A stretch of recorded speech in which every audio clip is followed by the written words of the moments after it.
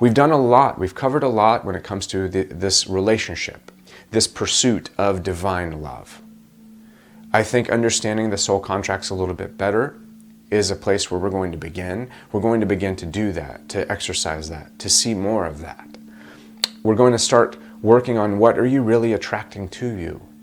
Because if I'm a young boy and my father's never home and I don't get a lot of attention and I feel that is a void in my life. So subconsciously I have this void. I go through and then I'm always choosing women that don't give me the attention I seek. Is it the problem with them or is the problem lying with me? Am I repeating a place, a portion of my life that is continuing to exalt itself and cycle through like a pattern? Well, most likely yes. And here's the problem. We have to not be afraid, number one, to be vulnerable with ourselves, to sit in silence like a silent retreat, even for an hour or so. Opening up your desires to your partner. If you're in a relationship, you're interrelating. To hide parts of yourself because of fear, because of judgment, well, that's not going to serve you in a way to bring you to this divine acknowledgement of love. So if you tell me in a coaching session that you want your twin flame, is how you put it, you want your divine partner, and you're calling out for this, and this person has come in, but yet you're in a situation that is clouded because you've not been completely honest in breaking your own cycle, breaking your own pattern. Well, now you have to face this reality that the person that you've called in that may be a divine partner, they may be a karmic partner that you have subconsciously called out to come in, to shake and rattle your cage, to get you to move into a higher place of your calling. Truly, to advance, you must start to look at social karma. You must start to look outside of the box, but then at the same time, in unison, looking very much within, diving deeper into yourself. Because I can help facilitate that. Other people can help to facilitate that.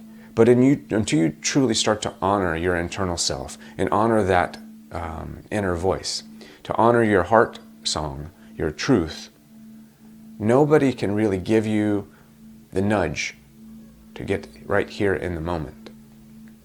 That takes strength, it takes vulnerability, but most importantly, it takes acknowledging patterns. And if you begin to sit in silence and you begin to self-reflect and you begin to unplug a little bit from technology from time to time, hopefully, you will begin to be able to recognize these patterns in your life.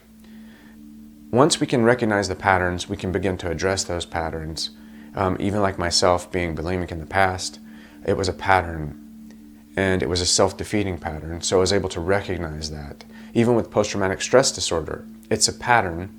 I was able to overcome that from being hit with a gun in the face so that I could address it, so that I could cancel the pattern out, leave it in the past, stop feeding it with present emotion, and move forward into right now. Now, do I fall back? Yes, I do. It's a constant piece of work. But that's part of the joy of this existence, is that you are able to understand this is growth, this is the gym, this is the world that we live in, is the exercise. This is about making life real and peeling away the layers. So we're going to go forward over the next couple of weeks. Sunday I'm going to be doing a talk about women's empowerment with a really good friend of mine. I posted and talked about him, Kiko Ellsworth. He's doing a lot for children and he's doing a lot for women, and I want to bring him in and acknowledge that, and we're going to begin to work together on some projects. So I appreciate your time. Look forward to speaking with you again. If you need any help, please check out my links. I encourage you to leave comments. Let's discuss true comments. Really get involved, because this is a real search and a quest for my answers, your answers, and we're just standing side by side asking questions and looking for that rationalization that will help you, help me, help someone else that may cross our paths. But let's be involved. I hold you accountable like I hold myself accountable. Like, comment, subscribe. We need that. Share these videos. Let people start the conversation. I don't have to be right. You don't have to agree with me, but I want to start an intelligent conversation so that we can begin to heal, so we can begin to find those answers. So we're going to cover in 2017 the foundation, we're going to build the walls, and then we're going to put the roof on. It's about a quest for understanding the divinity that we're seeking, understanding that you are special, that you are divine, and that that divine love is without title, without brand, without label. You can call it twin flame, you can call it soulmate, you can call it grand partner, whatever you want to call it. It's a divine love that you're seeking, and that divine partner, we're going to get as close as we can to that, and we're going to build from the bottom.